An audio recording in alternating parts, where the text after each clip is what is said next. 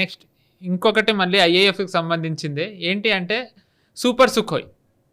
Sukhoi మన ఇందాకే మీరు చెప్పారు సుఖోయ్లో చాలా వేరియంట్స్ ఉన్నాయి, మనదే 30 MKI కూడా ఉంది. సో ఇదే సుఖోయ్లో ఇప్పుడు ఇంకో కొత్త వర్జన్ రాబోతుంది సూపర్ సుఖోయ్. ఇది లైటర్ వెయిట్ అంటున్నారు. సో ఇది మనం ఇందాక మీరు అన్నట్టుగా ఇది ఓన్లీ రష్యాలోనే మ్యానుఫ్యాక్చర్ అవుతుందా, లేకపోతే ఇది మన జాయింట్ వెంచర్ ఏమన్నా ఉందా?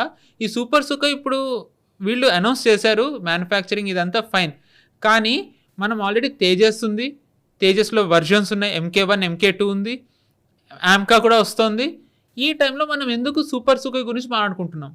అంటే మనకు తేజస్ అన్నది ఒక లైట్ ఎయిర్క్రాఫ్ట్, అది సుఖోయ్ మన బరిలో ఉన్నటువంటి అన్నిటికంటే ఎక్కువ శక్తి ఉన్నటువంటిది, కెపాసిటీ ఎక్కువ ఉన్నటువంటిది, దాని సైజు దాని వెయిట్ కూడా చాలా పెద్దది, అది ఇంకా ఎక్కువ దూరం వెళ్ళి యుద్ధం చేయగలిగిన క్షమత ఉన్నటువంటి ఎయిర్క్రాఫ్ట్ మనకు సుఖోయ్ ఈరోజు.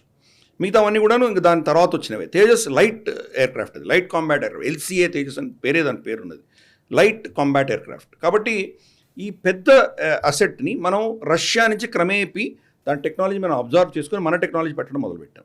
ఫర్ ఇన్స్టెన్స్ తేజస్లో మనం ఉత్తమ్ అన్నటువంటి రెడార్ పెట్టాం. మనం ఉత్తమ్ అన్నటువంటి రెడార్ దానికి దాని యొక్క కెపాసిటీ రష్యన్ యొక్క రెడార్ కంటే కెపాసిటీ చాలా అద్భుతంగా ఉంటుంది అది. కాబట్టి దాన్ని రీప్లేస్ చేసాం. తర్వాత ఉత్తమ్ని మనం సుఖోయ్లో పెడదామని చెప్పి చాలా అనుకున్నాం. ఇప్పుడు ఉత్తమ్ కూడా కాదు, ఉత్తమ్ తర్వాత విరూపాక్ష అని చెప్పేసి కొత్త పేరుతోటి మనం ఇంకో కొత్త రెడార్ తీసుకొచ్చాం. దాని కోన్, మనకి ఏ ఫైటర్ ఎయిర్క్రాఫ్ట్ అయినా దాని ముక్కు ఉంటుంది కదా కోన్, దాంట్లో రెడార్ ఉంటుంది. ఆ రెడార్ అబ్జర్వ్ చేస్తుంటుంది.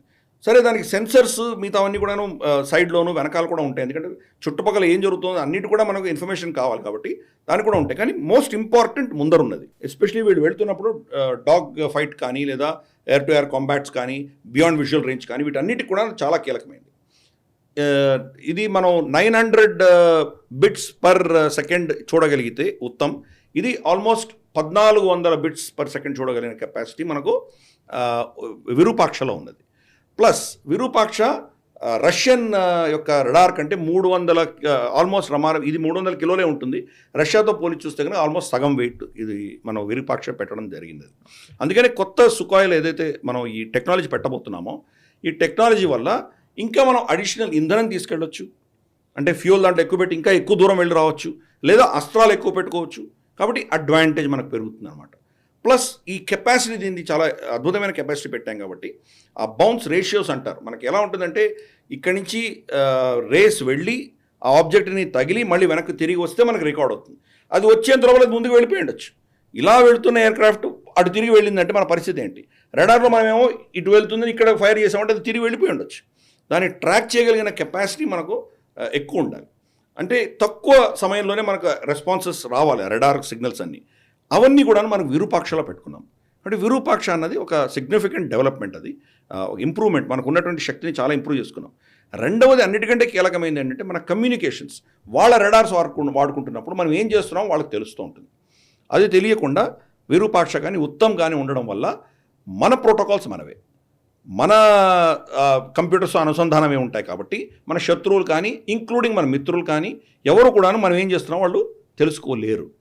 అందుకోసము ఈ విరూపాక్ష అని దాన్ని మనం సుఖోయ్లో పెడుతున్నాం కాబట్టి నేను సూపర్ సుఖోయ్ అని పేరు పెట్టడం జరిగింది. సో ప్రిసైజ్లీ చెప్పాలంటే ఏంటంటే బాడీ ఒక్కటే రష్యన్ మేడ్, మిగిలినవన్నీ రేడార్లు కానివ్వండి, కోన్లో ఉండే వేరే పార్ట్స్ ఏవైతే ఉంటాయో మిసైల్స్ ఇవన్నీ కూడా భారత్ తయారు చేసేవి, భారతే ఇన్స్టాల్ చేస్తుంది. తప్పకుండా. కానీ ఈవెన్ బాడీ కూడాను మోరర్లెస్ మనం ఆ టెక్నాలజీ అబ్జర్వ్ చేసాము. దాంట్లో ఏదైనా బాడీ పార్ట్స్ దెబ్బ తగిలితే కనుక మనం రష్యా దాకా వెయిట్ చేయక్కర్లేదు, మన దగ్గరే ఉన్నాయి కెపాసిటీ. సరే ఇప్పటికైతే ప్రస్తుతానికి పార్ట్స్ ఇంపోర్ట్ చేసుకుంటున్నాము, కానీ దాన్ని అబ్జర్వ్ చేసాం కాబట్టి రష్యా నుంచి రాకపోతే మనం కూడా ఆ బాడీ పార్ట్స్ని మనమే ఇక్కడ మ్యానుఫ్యాక్చర్ చేయగలిగినటువంటి కెపాసిటీ మన దగ్గర ఉన్నది. ఇప్పుడు ఇన్ఫ్యాక్ట్ మినిస్ట్రీ సుఖోయ్ని ఎక్స్పోర్ట్ చేద్దాం అన్నటువంటి ఆలోచన కూడా వాళ్ళకు ఉన్నది. అది సో చూద్దాం రాబోయే రోజుల్లో మరి ఏమవుతుందో. ఇప్పుడు మోదీ గారు రష్యా పర్యటనలో కొన్ని సుఖోయ్ విమానాలు కూడా కొనడానికి ఆయన డిస్కస్ చేశారు అని వింటున్నాము. ఎందుకంటే మనకు తేజస్లో కొన్ని ఇబ్బందులు ఉన్నాయి, వాళ్ళకు రావాల్సినటువంటి మషిన్ సరిగా సమయానికి రావట్లేదు. కాబట్టి ఒరిజినల్గా ఐఏఎఫ్కి వాళ్ళు ఏవైతే చెప్పారో ఆ రోజులు కాకుండా ఇంకొంత డిలే అయ్యేటువంటి అవకాశాలు ఉన్నాయి. ఈ మధ్యకాలంలో మన రక్షణ కోసం అని చెప్పేసి, మన ఆకాశాలని రక్షించడానికి కోసం అని చెప్పి మనకు అడిషనల్ కొనుక్కోవాల్సి వచ్చేటువంటి ఆవశ్యకత ఉన్నది. కాబట్టి వాళ్ళ దగ్గర సుఖోయ్లు కొనడానికి కోసం మనం పావులు కలుపుతున్నాము. అలాగే దాన్ని మనం టెక్నికల్ అబ్జార్ప్షన్ చేసుకున్నాం కాబట్టి ఇక్కడ తయారు చేసిన ఎక్స్పోర్ట్ కూడా చేయడానికి సిద్ధంగా ఉన్నాం. సో సుకోయ్ అనేది బహుశా ఇంకో 20-30 ఏళ్ళు మన దగ్గర తప్పకుండా ఉంటుంది. తేజస్, AMCA ఇవన్నీ వచ్చి స్టెబిలైజ్ అయ్యేంత వరకు సుకోయ్ మనకు cutting edge number 1 fighter jet మన అంబుల బదులు ఉంది. Right sir. సో ఏదైతే మనం సుఖోయ్ వాడుతున్నామో అది కేవలం మనం వాడడమే కాకుండా వేరే దేశాలకు కూడా ఇవ్వాలనుకోవడం అనేటిది మన HAL కానివ్వండి, ఏవైతే మన మ్యానుఫ్యాక్చరర్స్ ఉన్నారో ఇందాక మనం మాట్లాడుకున్నట్టుగా Atmanirbhar Bharat, made in India success స్టోరీలోనే ఇది ఒక భాగం అని అనుకోవాలి మనం.